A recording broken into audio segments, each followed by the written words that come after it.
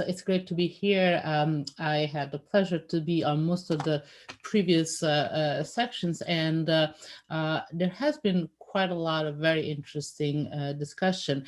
And our panel today is on spectrum sharing, and it's really a nice follow-up on the previous presentations and panels, because as we learned today, it's not that we don't have enough spectrum, but at the same time, we cannot make any new spectrum. So really the key to move forward with 6G is to use the spectrum more efficiently. And clearly one way is to share it, because typically all bands have somebody using it. So the question is, what's the best way to share spectrum that is efficient, that everybody is on board on? And so what we're going to talk about today is what is that we have learned so far. We've been sharing spectrum for quite some time, but recently what's happening is that we have learned to share spectrum in a different way, in a more dynamic way, in a sort of more, I should say, aggressive way. So we really share it. It's not just different entities using it in a sort of like static way. And with 6G, we anticipate that this process is going to move farther forward, especially because as the technology evolves, but also as our confidence in the ability to share spectrum without causing undue interference. So this is a nice sort of follow up on the previous presentations. So I have today an excellent lineup of panelists, and they will talk, have their own presentation, and then we will have questions from me and from the audience. So feel free to start asking questions as we go along, so that when we get to the point, we can ask your questions to the panelists.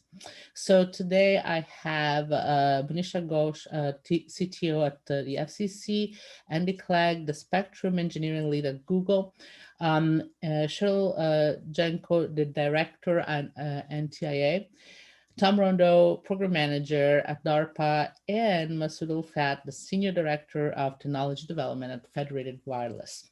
And we're going to go in this order. And so I would like to ask Manisha to get started, to give her us her perspective from the FCC. Manisha, over to you. Thank you, Monica. And it's a pleasure to be at this event. Spectrum sharing is something that's close to my heart as a researcher. In addition to being at the FCC, which I joined in January of this year, I'm also a professor at the University of Chicago, where I do my own research on spectrum sharing. I've been in this area since the days of TV white spaces, Battlescard, and now my personal research interests are really in coexistence in the unlicensed bands. So before we start discussing spectrum and spectrum sharing for 6G, I think it's informative to spend a few minutes looking at where we are with spectrum today for 5G and unlicensed.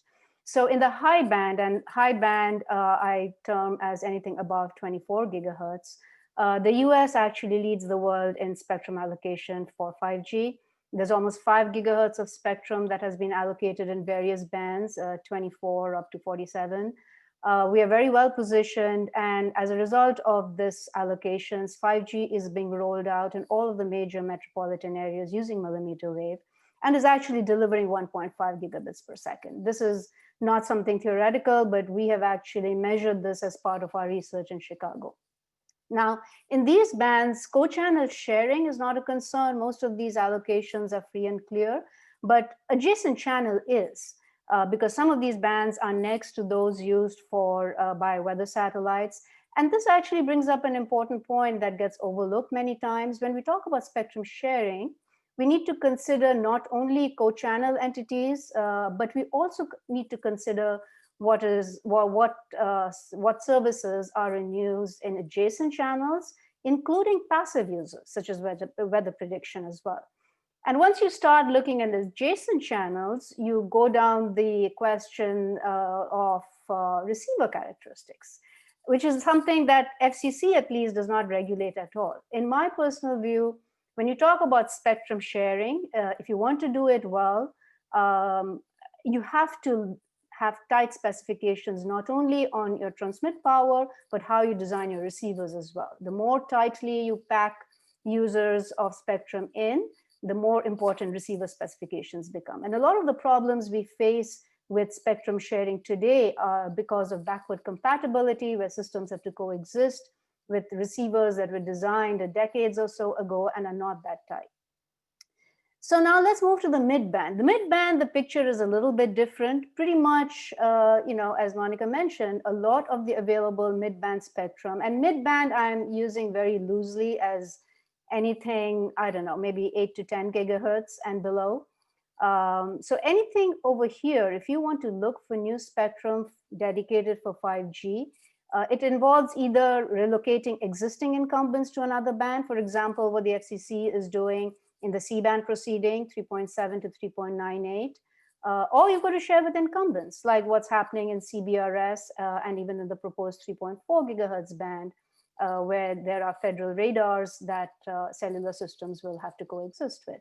So even when you look at the 6 gigahertz unlicensed band that the FCC recently made available, even there that spectrum will be shared with fixed links and broadcast auxiliary services. So you have an unlicensed band where you have sharing among different unlicensed services, all of which have to protect the primary users of the band, which will remain to be fixed links. So, the physics of propagation has not changed no matter what Gs we are in as technologies improve. A mid-band spectrum will always be the most suitable for wide area cellular deployments. High millimeter wave, if you want to call it that, or terahertz or millimeter wave, is definitely something that needs to be explored. But my personal view again here is that it cannot replace the kind of ubiquitous wide area coverage that you get with mid-bands. So the options in the mid-band are either we clear out incumbents or we share. Relocation of incumbents can be done, but it takes time and money.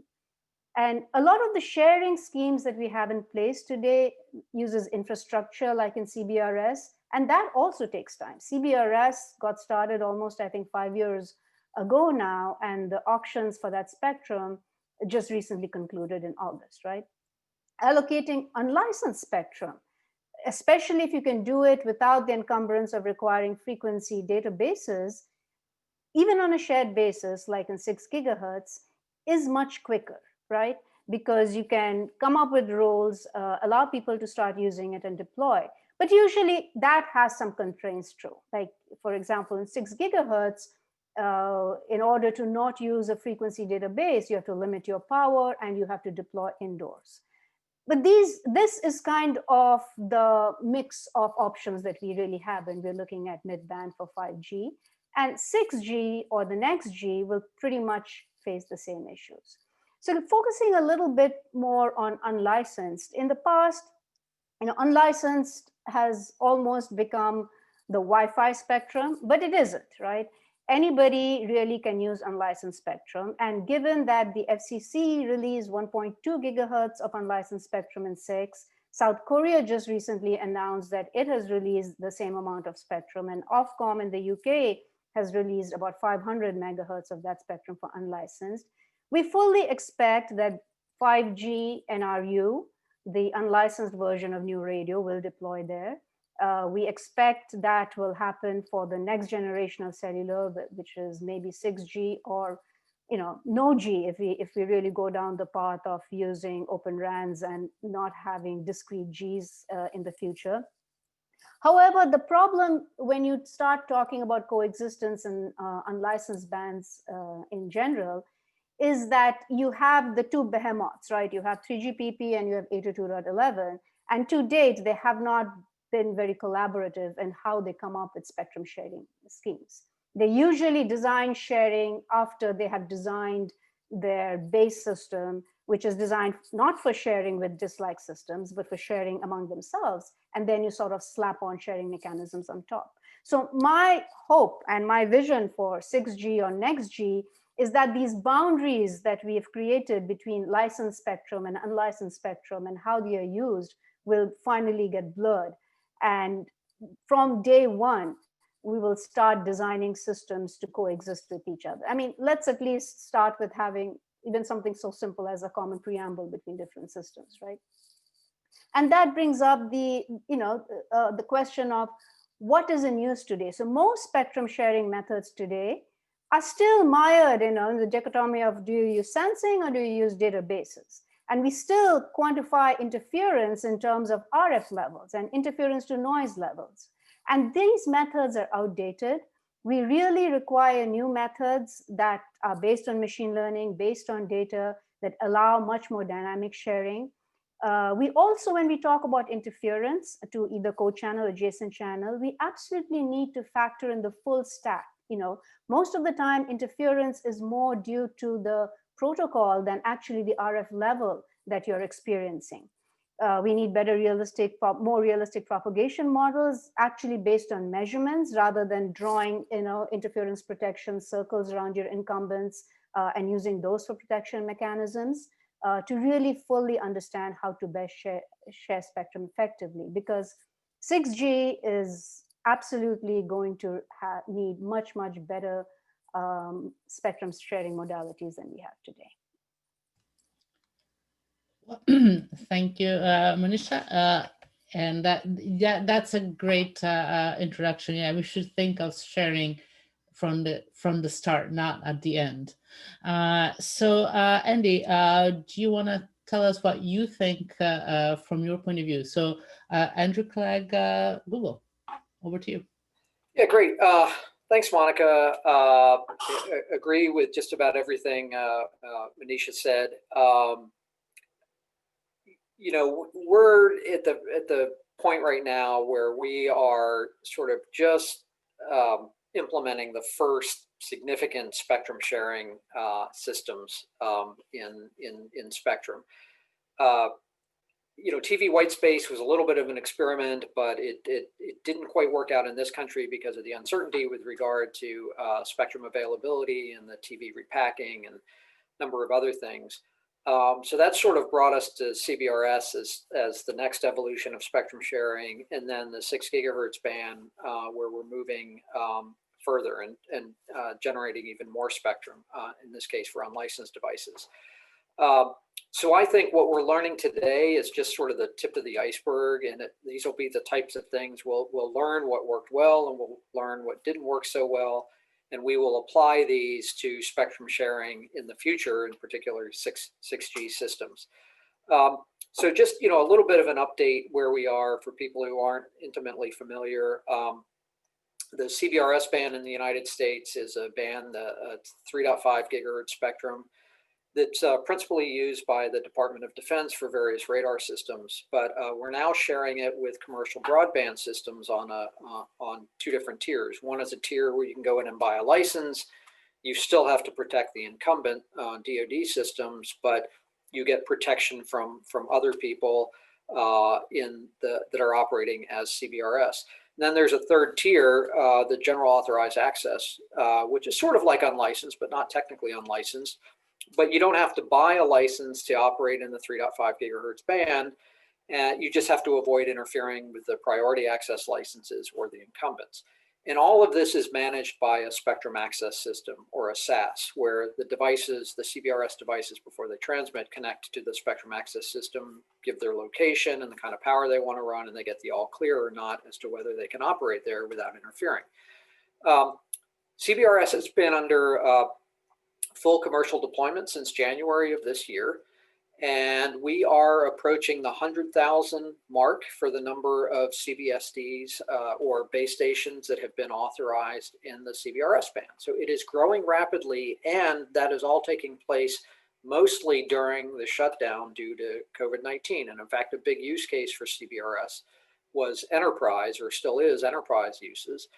And so even though we don't have all of those enterprise access points coming online, we still have tens of thousands of base stations that have been deployed in CBRS. So it is working. And despite all of those deployments, we have not had a single reported case of interference to incumbents. So it's amazing, spectrum sharing is working. And in fact, I would argue that it's working too well, that we're overprotecting the Department of Defense, because you would think that we would get at least one interference complaint but we've gotten none, so we're probably overprotecting. But then also here in the US and in other parts of the world, we're moving towards sharing 6 gigahertz. In most areas of the world, 6 gigahertz is used by a large number of fixed point-to-point links that are licensed. And then unlicensed devices will come in underneath them and operate either at powers that are sufficiently low that they won't cause interference, or higher power, but they will be managed by an automatic frequency coordinator, which is sort of like the spectrum access system was in CBRS. It will do the calculation and let the devices know whether they can operate under the parameters they want to operate without causing interference. So those are the two active developments, very active developments in spectrum sharing technology that we're working on in the US. From my perspective, we will get into this in the discussion, and hopefully we'll have some debate and some good audience questions, so I won't spend too much time. But from my perspective, I was going to underscore the top innovation that we need to improve spectrum sharing for the future, for 6G and beyond. I would say it's propagation models. In CBRS, we took an exceedingly conservative view of propagation. We're using a propagation model that was originally created in the 1960s, the Longley-Rice ITM implementation of Longley-Rice. It was created in the 1960s. The data, the empirical data that went into creating that model, those data were acquired in back into the 1950s, which means that the data that we're now relying on today to share the CBRS spectrum were taken much closer to the time of Marconi than they are to the present day. So we definitely are due for some innovation in the propagation world. We also know, one of Google's strengths is we collect geodata, we have building polygons, we even know where individual trees and bushes and foliage pieces are, and we know their general shapes. We obviously have very detailed street view data and aerial mapping data, all sorts of data. We're feeding all of these data into propagation models that we're developing internally, and we're able to greatly improve the accuracy of propagation by taking all of these geodata into account. And if you think back, decades ago where we were with terrain data, we had like 1 kilometer resolution terrain data. It was the dark ages of terrain data a few decades ago. The propagation models we're using today, even the most modern ones that have been publicly unveiled, are still working from the dark ages of building and clutter data. And we want to move to the next generation of being able to use incredibly detailed and accurate building and foliage and other clutter data into modern day propagation models. So that will be a major step towards spectrum sharing, improving the efficiency of spectrum sharing, so we're not leaving many tens of dB on the table and overprotecting when we share spectrum. So I have many other things that I think we need to do as we move to spectrum sharing in 6G and beyond, but we'll bring that up in the debate part, the question part, and I'm looking forward to it.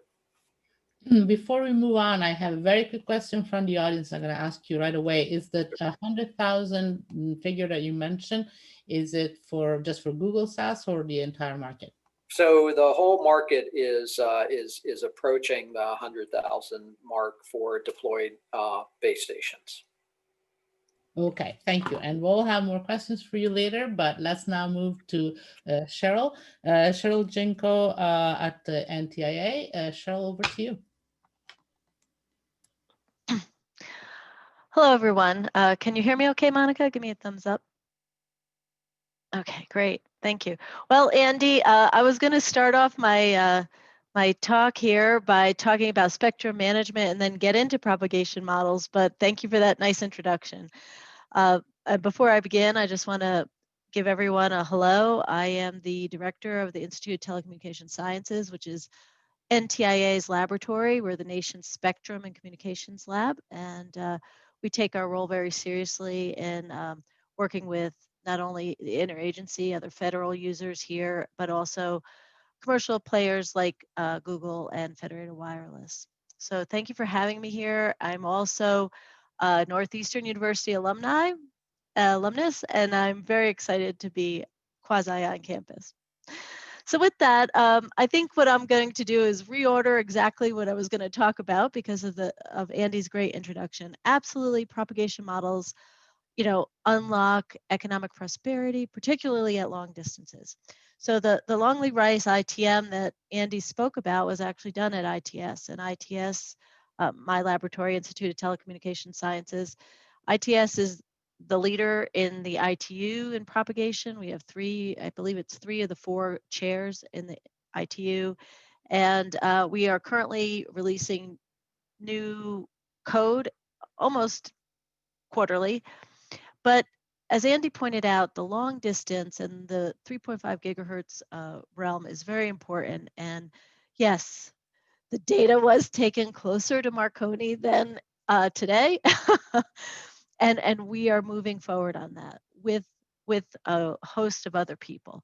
So one of ITS's big pushes for the propagation model work that we plan to do in 2021, that's now, is to work with players like Google, like Federated Wireless, to work with the Navy and other interagency like DISA, DSO, all kinds of DoD players, and the Wind Forum to get buy-in in an agile development of the next propagation model. And that's not just at the endpoint where the model actually is released and there it is, but it's all the way through the process. It's from the place where we are taking clutter measurements. ITS has a long history of measurements in the field.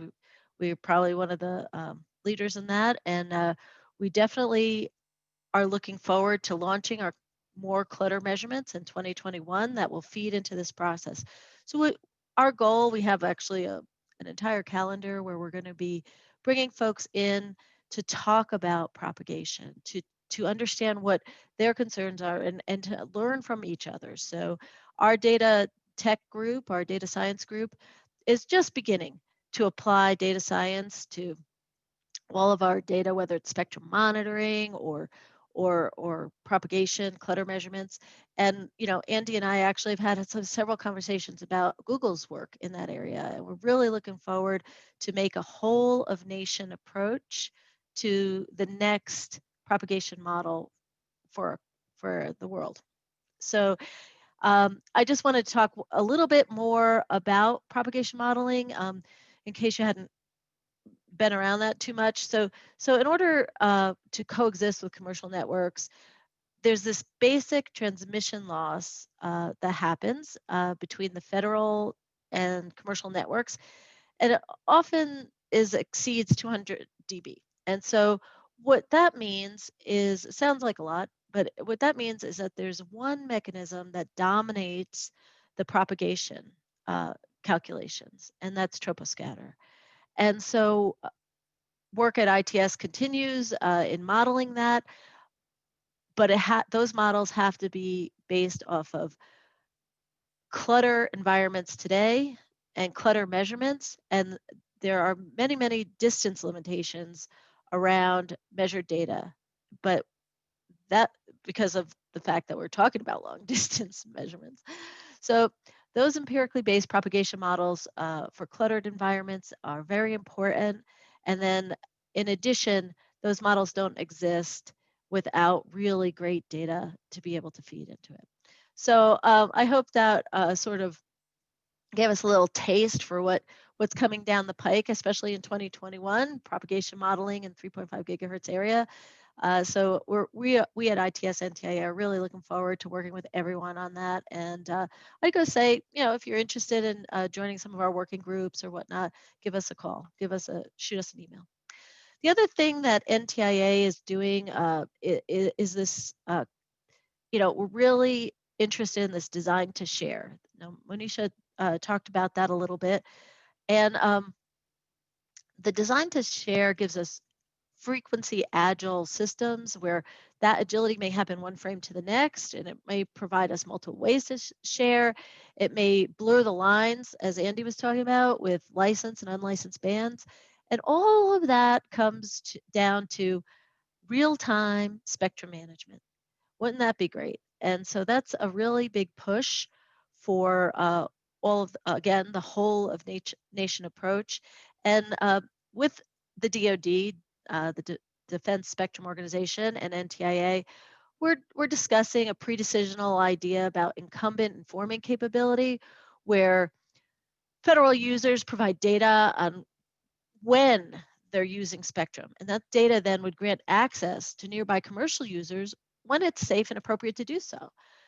Commercial operations could then be controlled by commercially operated SASs, like the ones that Andy was just talking about, to prevent interference to an incumbent. Again, the incumbent being the federal user and the new entrant being the commercial user in any given band. That's my frame of reference. So incumbent informing capability could be really exciting, could eventually make use of all kinds of data. It's important to the US global leadership in next Gs, and it provides an agency, NTIA, ability to control the usage of spectrum. So that's an important coming up capability for us. And then Monisha also talked about this idea of traditional RF interference measurements and what does that mean to the media access schemes. And that's critical.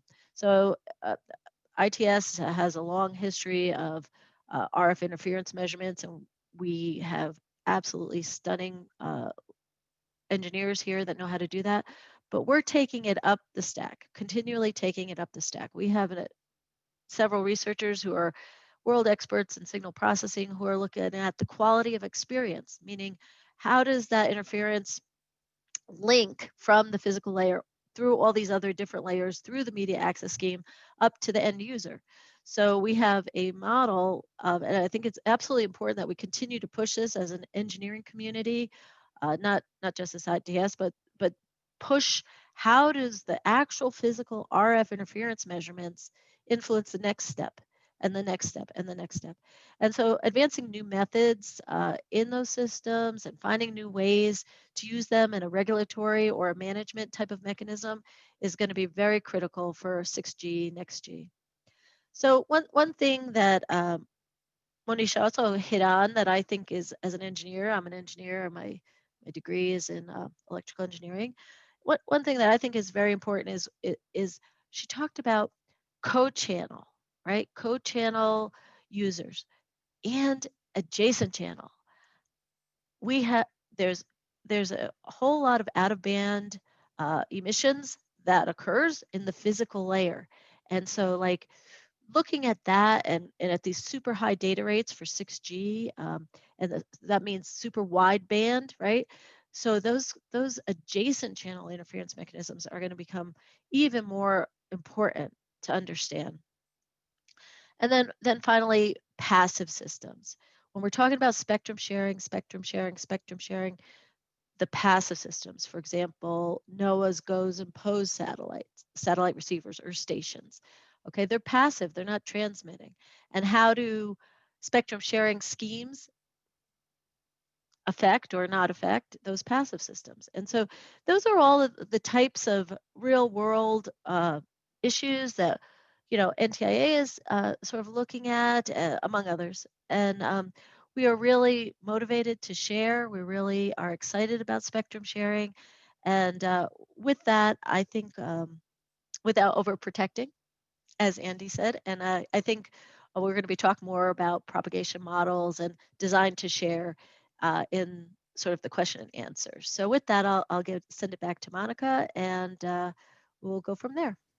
Thank you.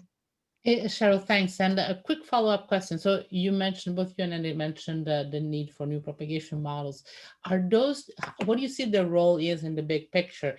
Is it from a regulatory point of view, or basically to use it for spectrum sharing? Who should be the ones, who should be the entities basically using it? And maybe we can, I just want to have like a quick answer, and then we're going to talk about later. Okay, so first of all of the NTIA propagation models are available for use for everyone, okay? And so we have an open data policy, and we have an open data use for our propagation models. So if it's use, everyone can use it. If it's who should be developing it, I think I've answered that. It's a whole of nation, a whole of commercial plus government should be developing it together. We have to develop them in a very agile way where we iterate with each other so that we all, buy in, so that when NTIA issues its next propagation model, it can be around for another 50 years, like the Longley race model. And I laugh at that because that's a really long time. That's a really big number. And but nonetheless, we want to have staying power, and we want to do it for our country. So I hope that answered some of those questions. Absolutely. Well, cool. And we're gonna talk more about it, but let's move on to Tom Rondeau, DARPA. Up over to you, Tom. Tell us what you think about spectrum sharing. Yeah, thank you. First, I'm going to pick on Andy for a second there. I mean, the closer to Marconi than today, it's a great tagline, but we also have heard today that Maxwell's equations haven't changed. And if so, I need to relook at my tattoos, unfortunately. But actually, I don't disagree with you, and I'm going to try to wind my way back into why, and I think what we can do about it, or to help, I guess, really. First off, kind of from a big general picture, I was thinking about, just spectrum sharing, but also like the future of the work that's going on and being talked about today. And if I were to just talk about that, I would just rebroadcast what Thiago said this morning. I thought he covered it really well and gave a really nice framing for a lot of these discussions today. So instead of going down that path, let me talk a little bit about some of the work that we've been doing at DARPA in this space. Without going into too many details, take too much time, and et cetera, et cetera. But we've been focused a lot recently on fully digital element phased array systems. Then we're trying to build new processing architectures in order to manage the data flow and do adaptive digital beamforming, which turns out to be an incredibly complex mathematical challenge. We're doing new work in spread spectrum that, again, is talking about correlations that are requiring, that would historically require hundreds of watts of power to be able to do the decorrelation to find the signals in those spreading codes. We're doing better, we're working towards better approaches to those challenges. We're doing work on new software-defined radios and embedded radio software-defined radio systems that have access to more spectrum. So wider instantaneous bandwidths, wider scanning frequencies, multiple channels. And the point of all of this is we're talking about spatial diversity with the phased arrays and the multi-channel aspects.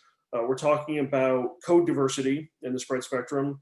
The software-defined radio world has already given us a lot of frequency, phase, amplitude diversity. So, you can write down the equations for what we look at with how we generate these waveforms, and you can start seeing that we can now manipulate all of those free parameters of those equations with this technology.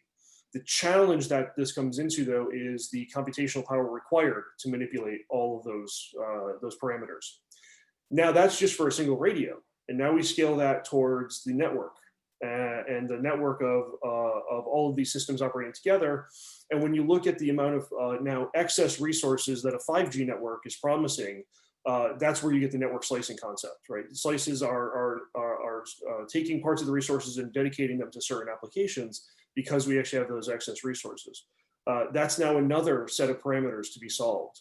And so we're coming at this, I keep falling back into the world of processing requirements, and luckily we do have programs. I'm running the domain-specific system on chip program specifically to address some of these processing challenges here.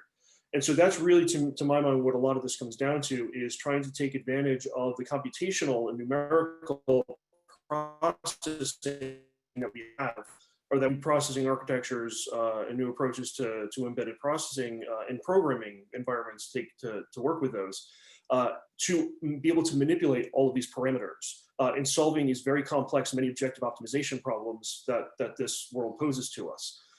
That's my kind of fundamental approach to what I think of in spectrum sharing, is because we have, it is a maneuverable space. The electromagnetic spectrum is something that we can operate through all of those parameters to create different effects and also to enable different applications. How to solve those parameters is where a lot of the questions come up and a lot of the research needs to happen. And then what we start to get with these types of technologies, and I want to finish off here with going back to these propagation model ideas that Andy brought up, and I think the NTIA and ITS have obviously done an amazing job with that. But to push that even further, I think there's even there's a lot more that we can do. And what I fall back on is where my history comes from in the GNU Radio world. Where we look at this free and open source software platform for building and exploring the radio spectrum. The software embodied in GNU Radio, the work done by Matt Edis and Edis Research and I on building the hardware to give us access to the spectrum, it's completely changed how we interact with the world and interact with each other as engineers to give us better model, to explore models, to explore the math, explore the science behind RF propagation and how to build applications around that. What we're trying to do, and what I think is exciting about some of the work that I'm trying to push at DARPA and in the S&T community, is to again have better models for programming and taking advantage of new processor architectures, expanding our ability to access spectrum with again higher bandwidths and more flexibility from HF through millimeter wave bands in a single embedded system, starts giving us that the same kind of technology push that we had with the USERP and GNU Radio, but in now different frequencies, different with a wider parameter space. So I'm really excited that this is going to help us push the science of what we can do in the sharing. And I think, Andy, to exactly your point, these are tools that I think are going to help us collect the data that we can use to improve our propagation models, not in specific bands, but frankly, whatever band we want, we can start pushing towards there.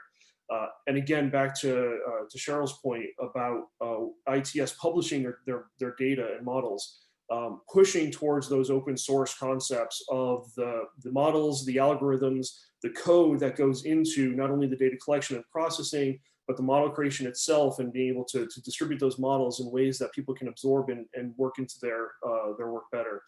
I think we've been pushing, I'm wearing my branded Open Programmable Accelerated, stolen from the Expanse. We're running an Open Programmable Accelerated program for 5G that pairs with what you may have heard our Open Programmable Secure 5G effort, where we're working on the network. I'm working on the radio access layer. But this idea of trying to push this open source model of code generation and analysis so that we can actually raise the entire S&T community of being able to access, process, and share what we learn. Those are some filling in some of the unknowns about how not that Maxwell's equations haven't changed, but our way of engaging with those equations and the physical nature of the world around us as it's changed, as it adapts, as we go to these different frequencies, we're starting to push into that space. So that's what I'm kind of here and excited about from that fundamental research and some of the work DARPA is doing to push the technology to give us access to answer some of these big questions. Well, thank you, Tom. And I think there is an important question, which is sharing. We don't just share spectrum, we also share the knowledge on how we use it. And I think that's really crucial. Just a quick follow-up question. So is there some resistance in terms of,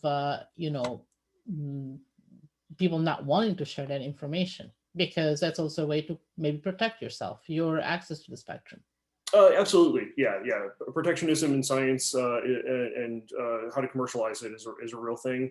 And what we do is we typically go through some kind of an equities process of thinking about, and I'm going to think about it coming from the DoD, what protects national security needs and protects our men and women in the field. What gives us the advantage to do what we do? We have to look at that as a primary focus. But there's certainly, again, just figuring out where that line exists of keeping open and helping the flattened approach to rising everybody in that S&T world in the open access and open sharing model.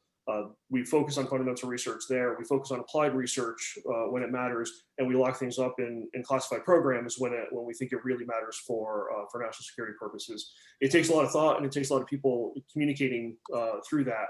But I think that there's roles for all of this. And I think there's a huge amount of knowledge that can be shared on the bottom level there. Thanks, Tom. And let's move on to our last presentation from Masood Ulfat, Federated Wireless. Masood, over to you.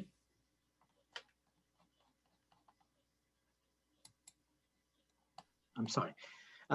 Thank you very much. I'm honored to be in this panel. I was just added in the past few days, replacing our CEO, Mr. Iyad Tarazi, and I'm so honored to be in this panel. Many things that have been mentioned by our colleagues, definitely I agree with them, and those are the steps that we need to move toward using spectrum sharing in 6G.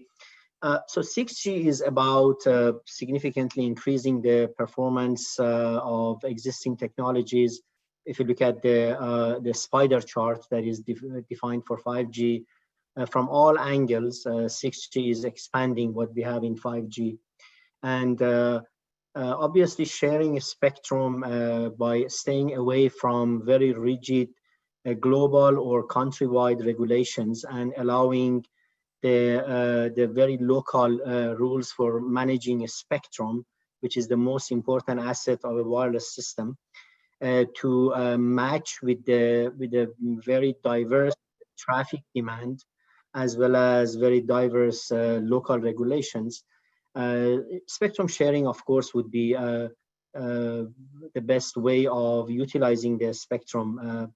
Now, of course, things like unlicensed spectrum have been used in the past, and it's very widely used. One of the concern about things like dynamic spectrum sharing, similar to CBRS over unlicensed, is the reliability of using spectrum and reliability of spectrum utilization that CBRS is kind of aiming to provide, especially for more critical communications. And also, so now in Federated, the way that the Federated Wireless, the way that we are looking at the spectrum sharing for future technologies, we are looking at from two angles. So one angle is how we can improve the existing spectrum sharing model. And so that's one angle. Note that, as Andy said, and I saw one of the questions in the chat, actually it is being implemented, it's practically working. It's only 8 months that we have started commercial, and we have seen significant success in the deployment of CBRS. So one aspect is to see how we can improve this, how we can improve the performance and the utilization of a spectrum sharing. So that's one aspect. The other aspect is how we can use spectrum sharing to improve the overall performance of wireless network and people's life. So these are two different aspects. So for the first aspect, which is improving spectrum sharing, I agree with the previous speakers that definitely the research on propagation model is a key. So I won't repeat everything that was mentioned. Measurement and report and collecting measurement is definitely a very good way to enhance that. However, the problem is that we need to move toward a framework that does not require exchanging a lot of information. And basically we can do prediction of a spectrum usage by exchanging very limited amount of information. And of course, technologies like AI and machine learning could be very helpful in that front. So in addition to the measurement and collection of collection of reports, definitely technologies like AI and ML would be very, very important. Another area that we can look to improve the existing CBRS framework is what you just mentioned in terms of informing incumbents.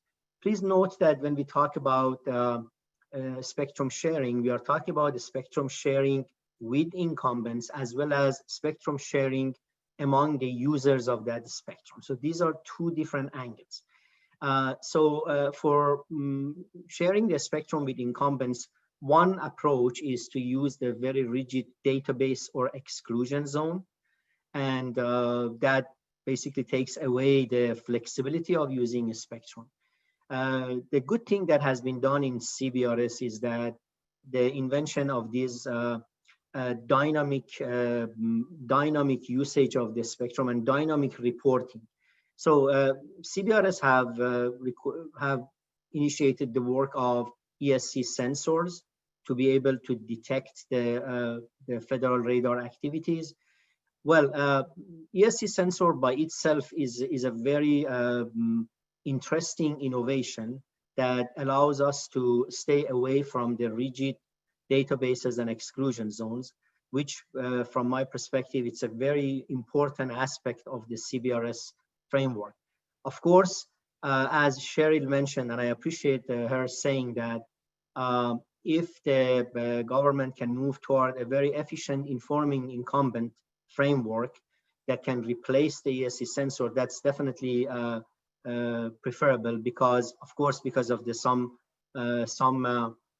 complexity that ESC network would bring in.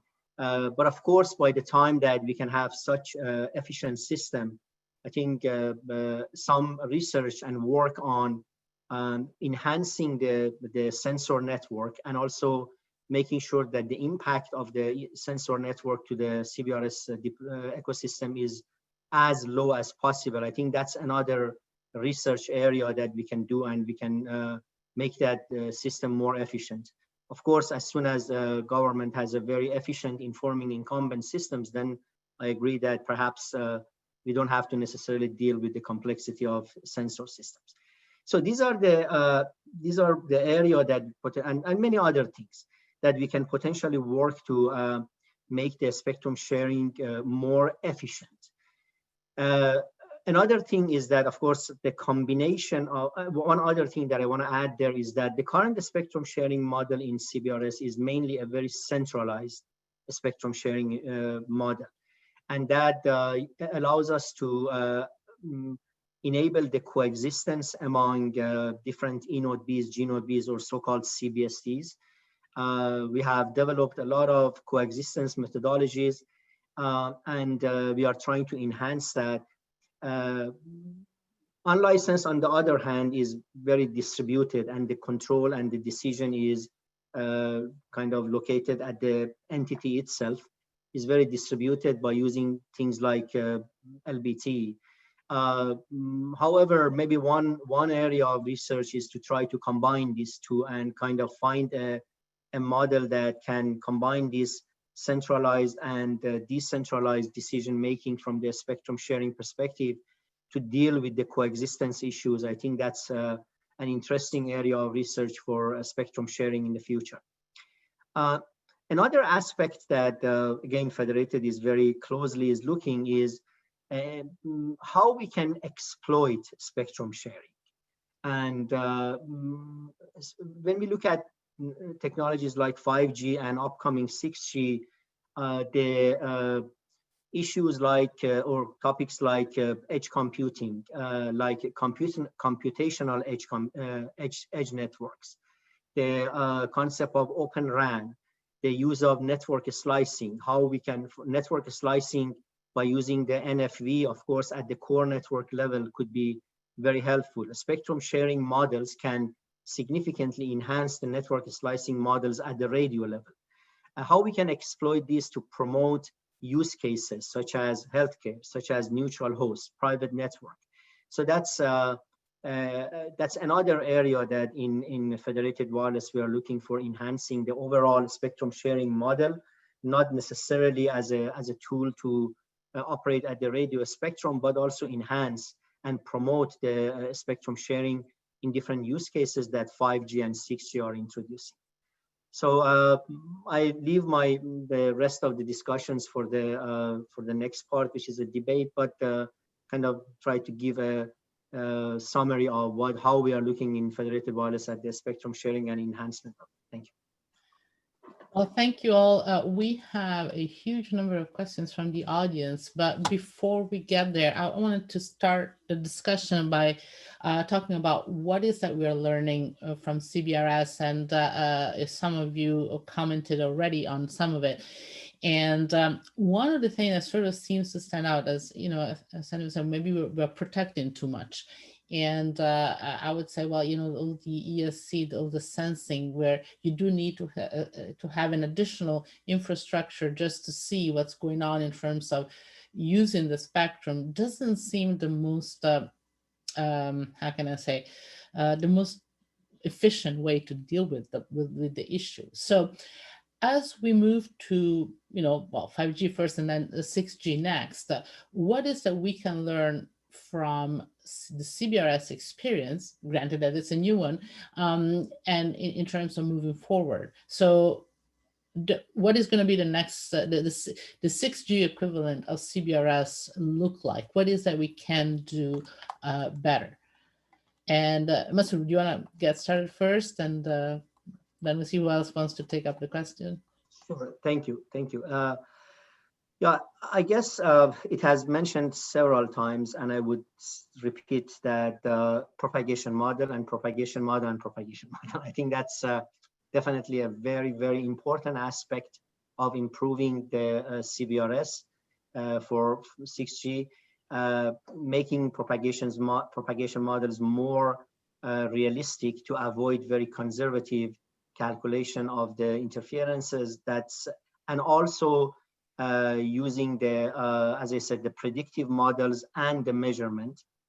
So these are the things that would be significantly improving. That is not necessarily exploited very efficiently today in the existing network, and we definitely need to do that to avoid conservative allocation of a spectrum. That's one thing.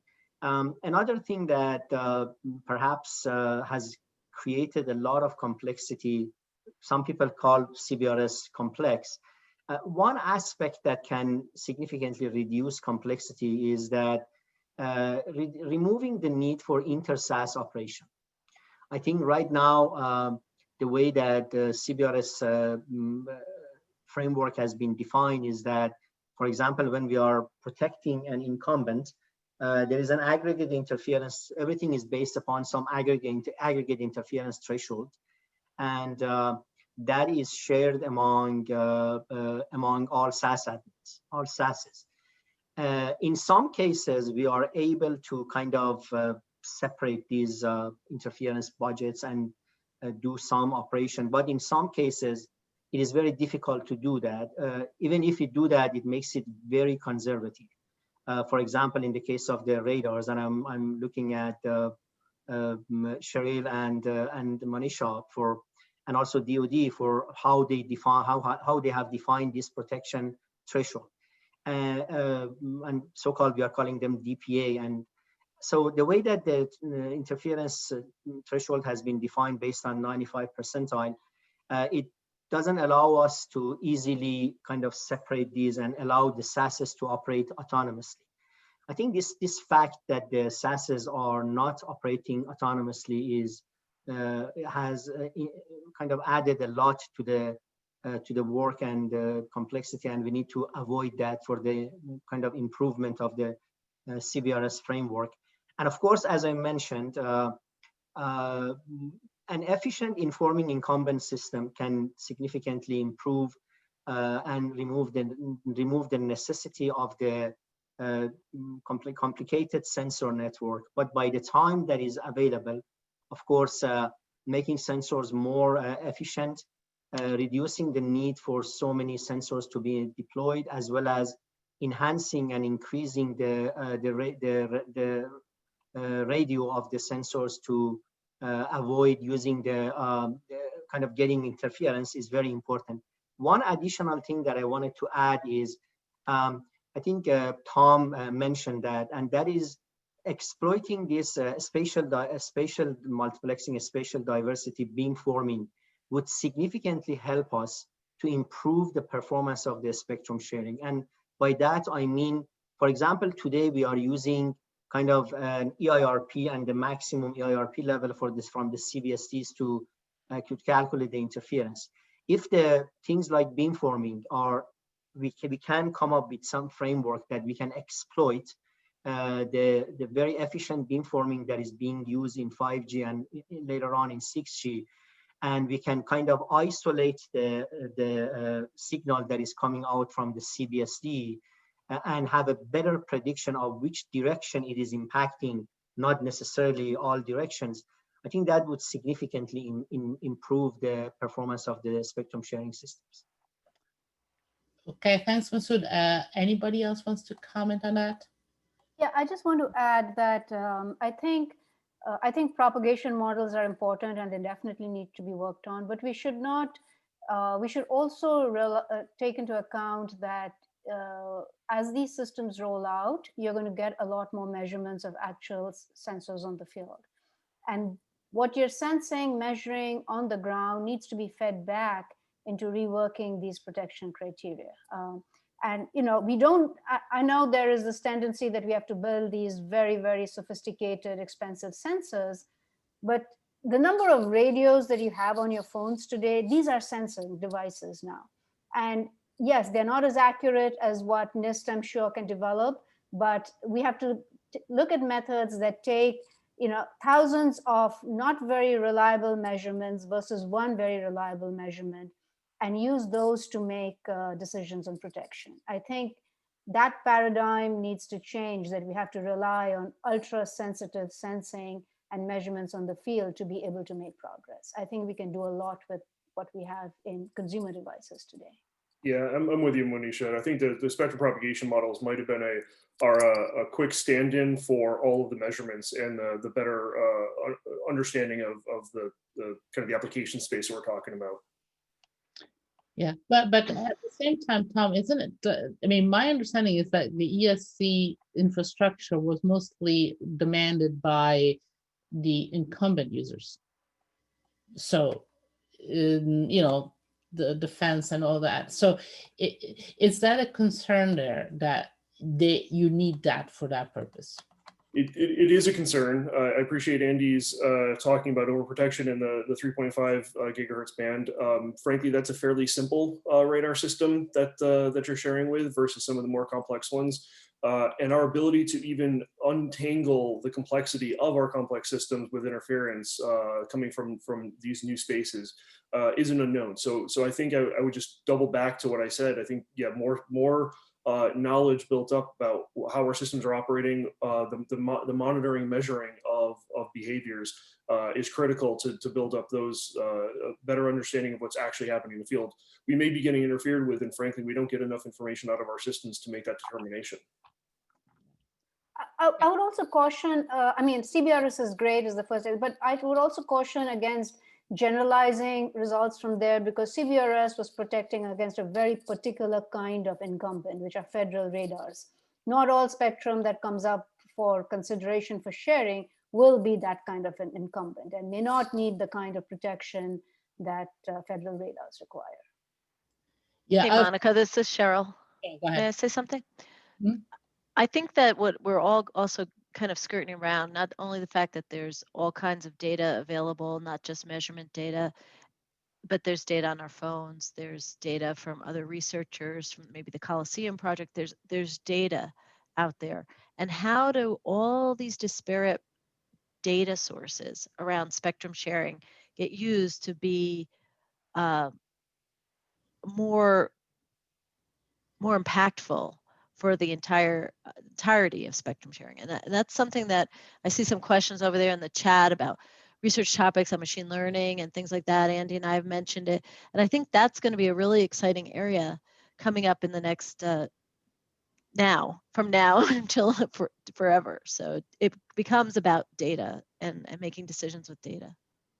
Yeah, and I'm sort of like trying to go through we're not going to be able to go through all the questions, but there is, as I say, a common theme of, you know, how can you use AI, machine learning as we move forward. And one of the aspects, how can we be more real time? Because the initial sharing models where, you know, you just share in a non-dynamic way. Now we're starting to do a little bit more dynamic sharing. So, so by even CBRS is not really real time. So I would imagine that as we go through 6G, we can have more of a dynamic sharing mechanisms. How do we get there? What is that we need? And will it happen? Will it be accepted? Any comments? Who wants to take it up? I think we will definitely get there because the United States is so motivated, and all of our commercial partners throughout the world are motivated to do so. There's a big upside economically to share. And in addition, I think that the thing that we have to really keep in mind is that CBRS was, 8 months old, in its deployment. That's amazing. But sharing has been going on for 100 years, but just different types of sharing, right? So we will share, and I think the design to share, getting private industry to create hardware and software that's agile and flexible, and that the whole concept of design to share is really important to get us there. And I'll say that I tend to think applications to answer these questions. Why do we need to share? What applications do they support? What do the applications demand out of our systems? I think a lot of the talk right now about getting up to higher bandwidth or higher frequencies, the sub-terahertz, terahertz, whatever we call it. It seems like a bit like a land grab versus actually supporting real needs that we can identify. I think helping to identify those over the next few years in the 5G era will hopefully help lead to exactly how much we need to share, what we need to share, and what timelines does that sharing really need to occur. Absolutely, and I guess that sort of brings the question is that the CBRS model is just one model. We can learn from it, but the requirements are different for different bands, and I guess that the requirements also dependent on who is going to share the spectrum, who's going to have access. What is it they want to do, indoor, outdoor, different requirements, public safety clearly is different. So I think that we need to have a much broader view. I think Andrew wants to say something. Yeah, I was just going to say, Manisha said, rightly that, CBRS represents a very specific system sharing with a very specific use, federal radar. My only comment about that is that I think every time we move to a shared band, it's always going to be, there's going to be something specific on this side, sharing with something specific on that side. So the only thing that we can generalize about is that every spectrum sharing scenario is going to be unique. And so, we probably need to look at, the big picture of spectrum sharing, and then eventually it boils down to how you implement it in a specific band where these specific systems are having to get along with each other. And one of the things, by the way, that Masoud mentioned that I absolutely have to underscore is we need to understand coexistence better. We don't really know how well two 5G systems that are uncoordinated do with each other in the same band. And we're going to, when we move to spectrum sharing, there's going to be disparate systems trying to operate at the same time in the same frequency in the same general area. We know very little about coexistence, even among the same systems into each other, let alone disparate systems. I think some big push on understanding how systems operate in the same frequencies and what the appropriate interference criteria need to be. That's a big area of development for the future of spectrum sharing. No, that's really okay. Before so this is there is a crucial issue.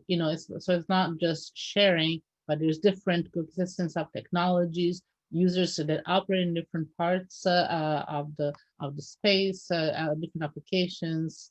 So how is this just a regulatory issue? And maybe Manisha, both you and Manisha can address this. Is it just regulatory, or what is the role of the vendors and the users? Is it just a regulatory issue, or who else is involved here? I think it's the entire community that's involved. It does boil down to a regulatory issue eventually, but when we look at a potential band, for example, the most recent one that I was involved in, which was the 6 gigahertz, we have to look at what's out there. What are the incumbents that we have to protect? What are their protection requirements? And what is it that the current and future states of technology will allow? And in order to do that meaningfully and base it on technical inputs rather than, just a very high level policy direction, we need much better inputs from industry, from academia, from people who are doing tests and measurements, propagation, because otherwise we look at what the stakeholders are putting in to a proceeding, and they're mostly always biased, right, towards their point of view. There is very little unbiased input that comes into the FCC just analyzing an interference situation. And I think in any case, as Andy mentioned, every sharing situation is going to be different. And most of the time, you're going to have two sides to the question. And what I think as FCC, again, my personal opinion is I'd love to see is much more unbiased input coming into the deliberations that we do.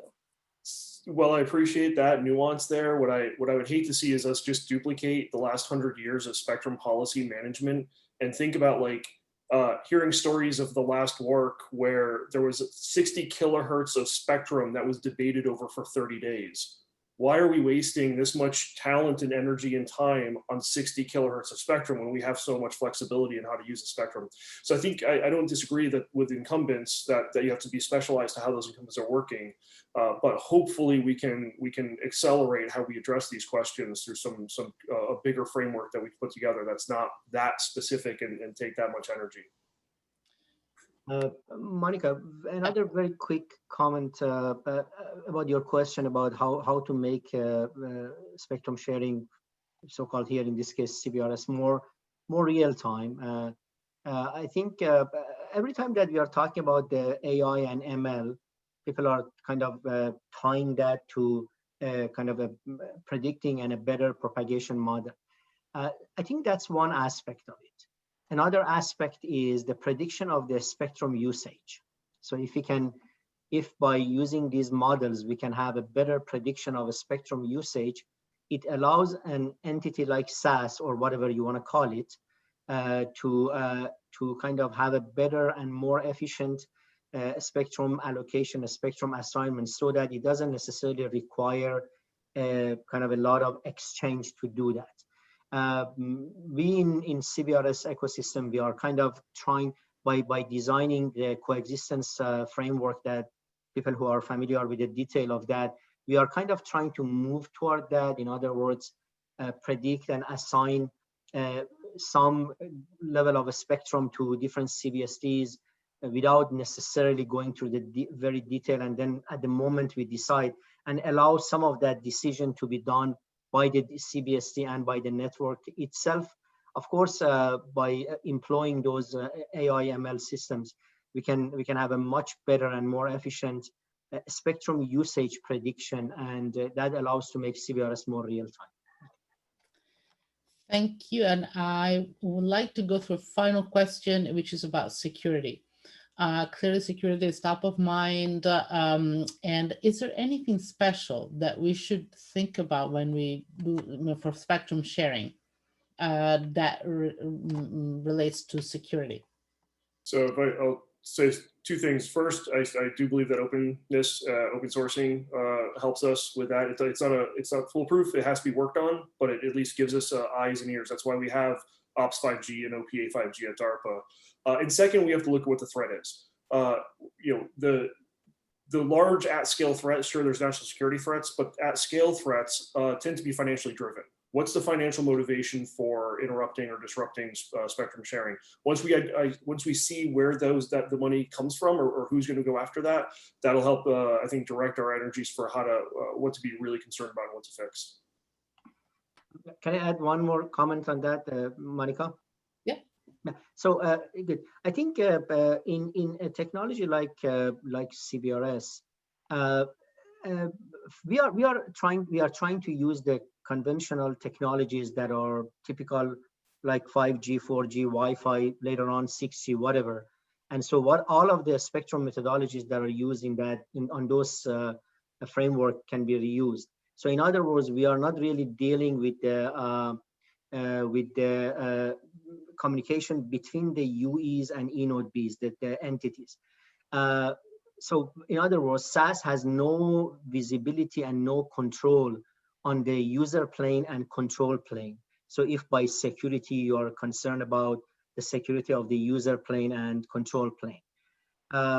In the spectrum sharing system, I think the only aspect of the security is the authentication authorization of the entity that communicates with the SAS. And we have been able to resolve it by exploiting the concept of digital certificates. And as I said, because we have no visibility and no control on the user plane and control plane between the UE and the E node B, G node B, the CBRS spectrum sharing model doesn't create any security threat from that perspective. And with that note, on that note, we have to finish because our time is up. I wish we could talk a little bit longer and go through all the questions from the audience, but it's going to be for the next time. So thanks a lot to all of you.